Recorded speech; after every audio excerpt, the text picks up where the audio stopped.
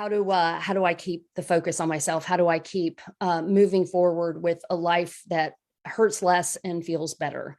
And so that's what this space is all about. And I'm glad you're here with us for our second week in a row.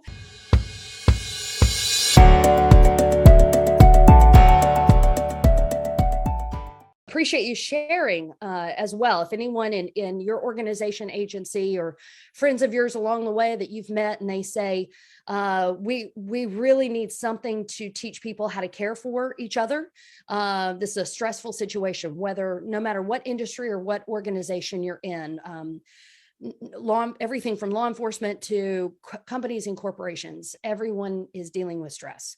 Everyone is dealing with stress. And it doesn't matter if it's at work, at home. If you're at home and you've got stress, you're going to take it to work. If you're at work and you've got stress, you're going to bring it home, because everywhere you go, there you are. Hi, Leslie. Speaking of there you are, glad you're on with us. So no matter where you are, if you've got that kind of thing going on, no matter, even if you change jobs, we've had people who say, this is, I'm going to go to a less stressful job. And then they walk in and maybe it's a little better. We can talk about happiness later on, because their circumstances have changed, but eventually it gets right back to, I'm still with the same coping skills that I have or don't have, the same mindset that I have, the same attitude that I have. I bring it with me everywhere I go. So I can change all of this stuff around me and hope to improve my circumstances, improve my outlook, improve my attitude, or I can concentrate on changing me in that, the way that I see things, the way that I process things, the way that I deal with things, and then make adjustments from that accordingly. And that's what this space, actually, nice lead in, Jones. That's what this space is all about. I mentioned it 1,000 times last week. I feel like keep the focus on yourself. It could be a drinking game, but don't with coffee. Every time Dory says, keep the focus on yourself. What do I do stuff like that? Anyway, so how do I do that? How do I, instead of expecting the world around me to change so that I feel better, this space, just take a minute to breathe it out. Take a minute to breathe it in. Take a second to breathe it out. Take a second to breathe it in, to ground yourself, to center yourself. You can do this any minute of any time of your day, while you're on the phone, while you're on a dog walk, while you're stuck in traffic, while you're whatever you're doing, whether you're on a conference call on Teams, nobody knows. You're just breathing. But what you're doing on the inside is you're taking a second to ground yourself, to breathe out what you cannot control and breathe in what you can. So today we're going to talk about the 3 A's. Okay, so the 3 A's are as follows: awareness, acceptance, and action. Awareness, acceptance, and action, in that order: awareness, acceptance, and action. So I'm going to share my screen because we actually talk about this in I just mentioned it, our 2-day training program. Hey, Chris Anderson, glad you're here, buddy. Hope you're feeling better and on the mend. All right, so here are our slides from, I mentioned that 2-day peer training. Here's a few of them from there, a little free preview for you.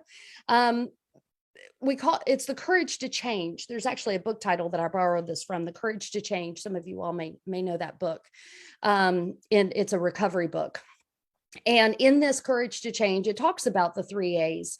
And when I say recovery, by the way, that's not to say, oh, those people, because I personally believe that we are all addicted to something.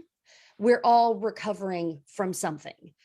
All of us, every one of us. It's kind of easy. I use that term carefully. It's kind of easy to look at someone who has a problem with drinking or a problem with drug use and go, oh, that's their problem.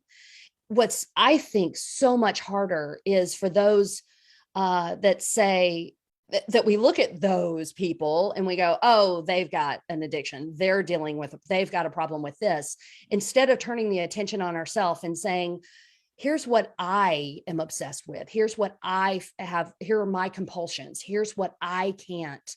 I mentioned last week, every time we're stressed, we default to our defects. So what are my defects of character? Instead of saying those people over there, what are the things that when I'm stressed or when just part of my daily life that I'm dealing with my stuff, that I'm dealing with my own addiction, as it were. a dear friend of mine said, Dory, honestly, we're all shooting up something. And that doesn't mean like, oh, I watch too much TV or stay up late at night. I mean, with our own mind, we all, let me take it off share for a second, because I think this is important and really the basis of what I feel like we're talking about here. I believe in people with in recovery, and people that do recovery work believe this and address this as well, that we all kind of have this. You may have heard people say this hole inside of us, and not a real, a figurative, a metaphorical. We all have this yearning inside of all of us. We all have this deep desire. We all have this space, this hunger, every one of us. We're all feeling at some point in time, some days better than others, but at some point in time, we're all feeling a little empty. A little, I just can't get past the word whole, like we have a hole, a little missing. We all feel like we have something a little missing. And so as a result, we try to fill that. We fill it. We fill it because, by the way, that missing and that lacking reminds us that we're human. Some of us don't like being human, because it means we're vulnerable, or it means we're weak, or it means we have bad days, or it means we're not perfect. And we want to be perfect, or we want to at least be seen like we're perfect. Okay, so all of us have that space. It reminds us that we're lacking. It reminds us that we still have room to grow. That's a very positive way of saying it. All reminds us that we're not enough. The work of Brené Brown reminds us about vulnerability, scarcity, and shame.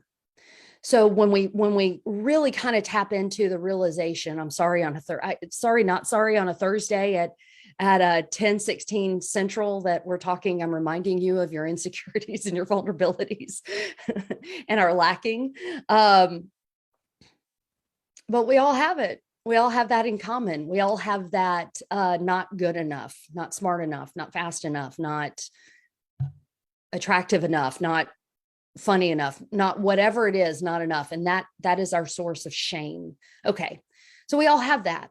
And as a result, we're all trying to fill it with something, fill it with degrees, fill it with education, fill it with relationships, fill it with some actually alcohol and drug use to numb the pain, or to kind of disappear for a bit, to fill it with. What are you filling it with? And that's awareness. So we're still on topic. A's, awareness, acceptance, and action. Are you aware of that? Again, Brené Brown calls it that shame spiral. Are you aware of that lacking, of that needing, of that yearning, of that desire, of that emptiness? Are you aware of it? So many times when we do get aware of it, it's not comfortable. So what we want to do then is we find ways to distract ourselves through, you name it. We pick up our phone, we download something, we play something, we call somebody, anything, we listen to podcast, anything that we can to get away from reminding us that there's still an emptiness. There's still a sadness. There's still a not enough completeness that we're feeling. So as such, being aware of that, it's not going to kill you. It's not going to drag you under. It's not going to take you farther than you want to be. It's not, facing David to Goliath. It's just being aware that this is what it means to be human. We'll talk about family of origin stuff. I'm sure we'll get to it like weeks and weeks and weeks from now. Family of origin, family of origin, foo. So I guess we're all in some way, shape, or form some foo fighters along the way, maybe. So our, whether it was nature, nurture, or whatever, we all kind of came into this world with that. So what are you trying to fill that with? What are you trying to fill that with? In this space, I've always said that it's a spiritual problem. Every problem has a basis in it's a spiritual problem. And so therefore every solution is a spiritual solution, which is why I love so much the idea of the 12 steps is such a spiritual foundation for for recovery. I mean, it's remarkable. It absolutely is remarkable. So a lot of my stuff I borrow from 12-step work, because it's just, it's universal. It hits wherever you are, in my opinion. All right. So let's get back to that yearning, that desire, that missing, that wanting. What is it that you want to feel more than anything? You want to feel fulfillment, contentment, joy, happiness, not just in the moment, but sustainably. What do you want to feel? So be aware. Step one, part one, whatever one, is awareness. Where am I at in my mind, in my heart, in my body, in my soul, and being aware of that. Awareness is nothing to shy away from. And yet there's so many people that in my practice, people that I work with, just the concept of awareness, it's like smelling your own breath. You would think that I have asked them to, I don't know, eviscerate themselves or, open themselves, and just spill all over the place. They are just so like, no, I don't want to look at this. I don't want to deal with this. I don't want to be aware of this. Like it's this massive, monster in the closet that's going to come out and chew them up and spit them out. Awareness is your power. Awareness is your power. You cannot help what you do not know. Being aware of something, identifying where you're at with things is your power, because then instead of avoiding it is not growing the F up. Avoiding it is not growing the focus up. Avoiding it is saying, burying your head in the sand is not security, is not saying, I'm going to look at this thing and it's not going to have power over me. I'm going to have power over it. I want to look at it and then make decisions and choices based on what's going on. And by the way, I don't want to get too personal on such a platform. Some of you know my story very well. But I've been in situations where for years, I buried my head in the sand. Yeah, no, this is good. Everything's fine. Everything's fine. Everything's good. And denial, y'all, denial is a serious beast. It is a serious beast. It took years for this to go, wait a minute, I don't think I'm where I'm supposed to be. I don't think I'm living how I'm supposed to be living. I don't, just the fact of like looking in the mirror and going, I'm not happy. It feels like it's just going to shatter your world and bring you down. I mean, you just feel like you'll never recover from any of that. So I'm not saying like, yeah, just look in the mirror and be like, oh, here are all my problems, or it like it's easy. But like I said last week, easier said than done. Please don't stop you from doing it, because it's your life. And in my opinion, in my belief system, you get one spin around the merry-go-round kind of thing. So what am I going to do with it? It takes, like I said in the earlier slide in the book title, courage to change. What is harder than being miserable is changing. It takes courage to change. So being in awareness, identifying the suffering, not just that's happening to me, but the suffering that I'm doing to myself. I can't help suffering that happens to me. I can't help pain that's heaped on me. I can help the suffering that I cause myself by my distorted thinking, by my fighting, my resisting, my defending, my rejecting, by picking up the rope, by being in this tug of war, this push-pull kind of thing. Like why? By competing with people in my life that are not competing with me, or they are competing with me, and it's a zero-sum game and you'll never win. Like, why am I driving myself crazy? Why am I driving myself crazy to get attention and approval and respect and da-da-da-da-da? Why am I driving myself crazy over X and Y and Z? If that's not getting me closer to what I want to feel, well, obviously, if it's driving me crazy, it's not getting me closer to what I want to feel.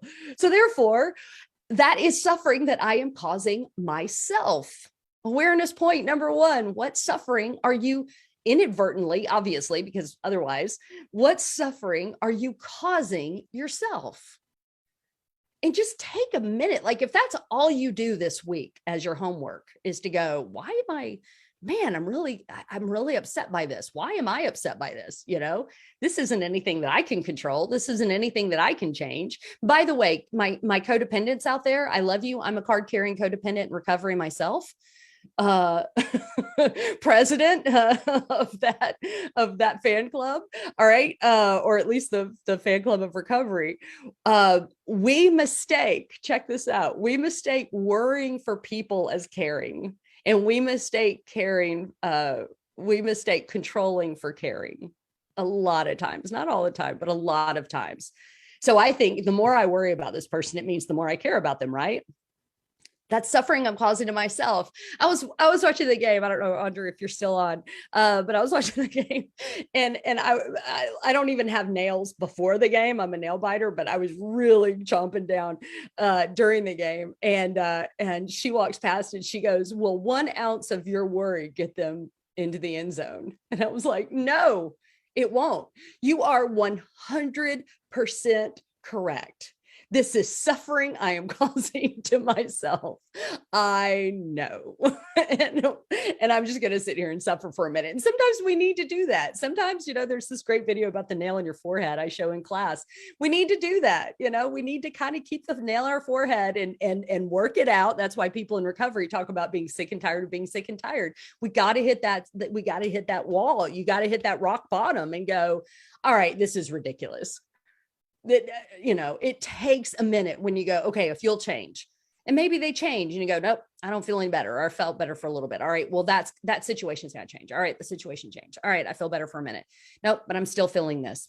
When you finally hit that rock bottom, when you finally hit that wall, when you finally have that awakening, that spiritual awakening, or whatever you want to call it, that goes, wait a minute, it's me, and I can be happy, whether I can be joyful, I can be content, I can be whatever it is, whether anyone else around me is changing or not. That's my power. That's my choice. So that's awareness, identifying the suffering that you're doing to yourself, also identifying how you're resisting things you are fighting. I mentioned competing a second ago. I mentioned justifying. Well, I haven't mentioned it yet. Justifying, defending, and explaining. Do you find yourself back on your heels a lot during your day with people? Do you find yourself quoting your own resume? Every time that I find myself quoting my own resume, I know I'm already behind the 8 ball. I know I'm already justifying, defending, and explaining, whether it's my ego or my life,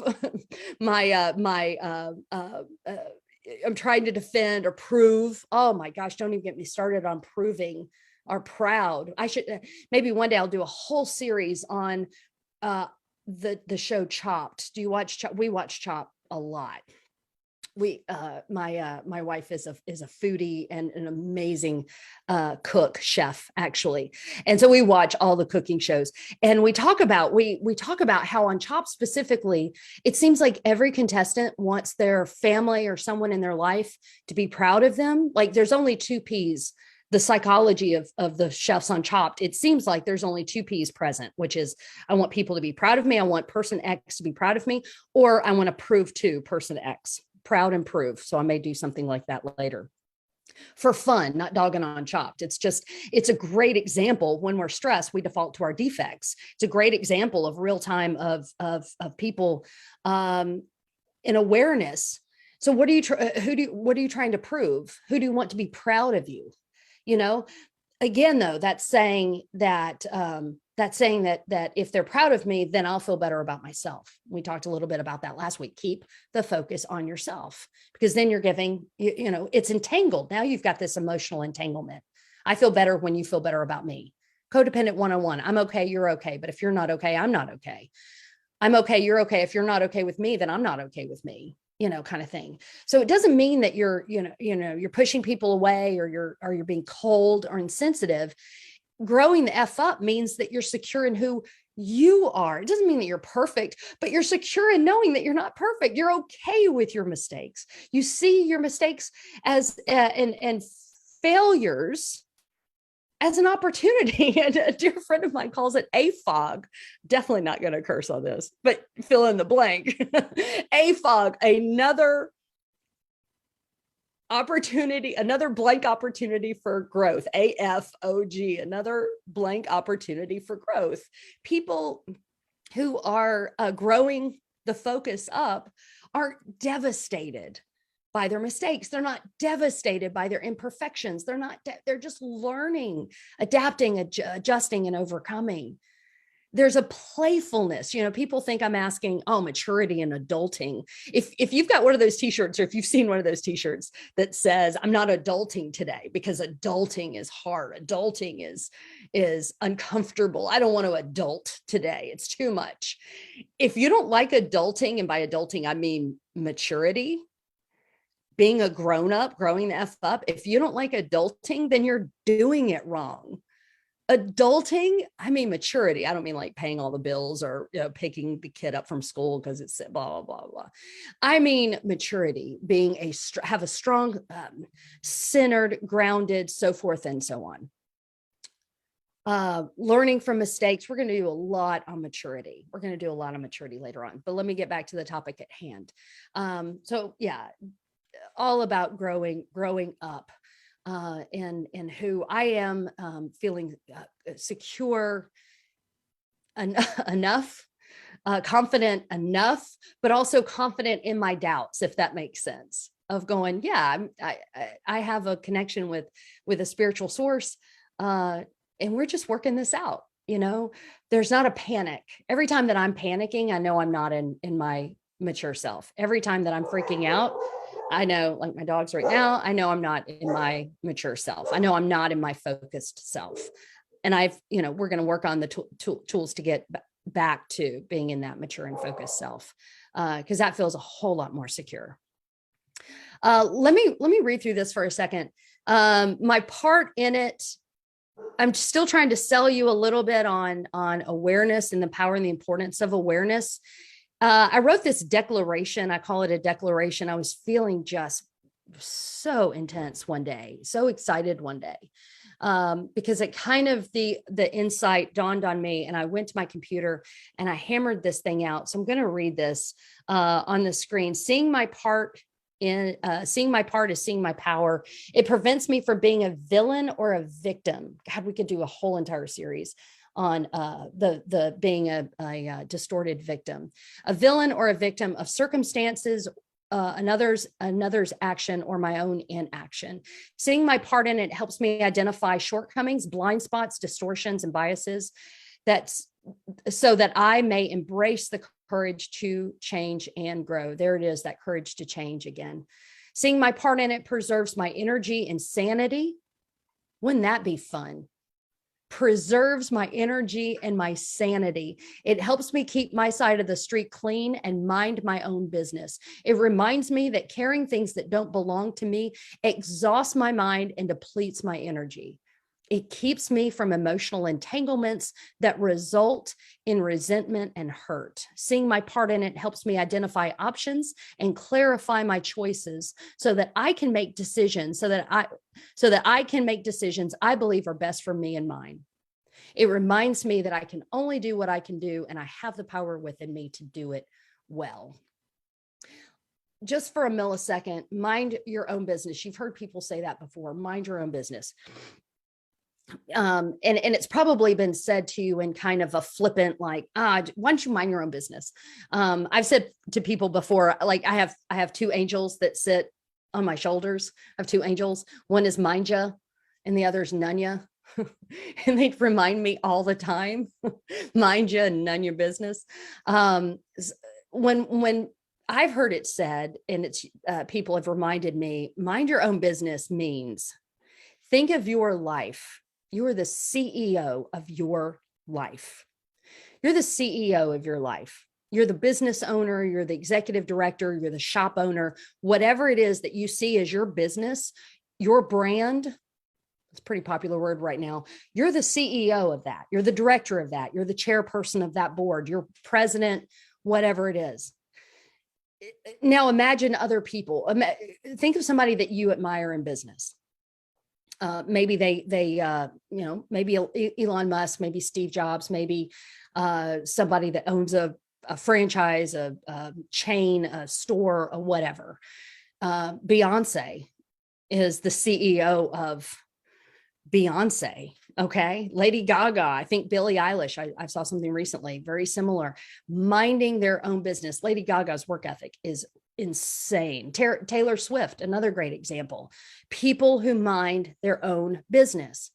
And what that means, if you think of your life as a business, as a brand, and you're busy minding other people's business, that means people can come in your store and mess around with your goods, mess around with your good feelings, really mess around with your stuff, can start to dictate and control where you need to zig and zag, instead of you being in your own business, minding it, knowing thyself, know thyself, and being able to say, when somebody goes, well, you need to, and you go, well, that's not my mission statement.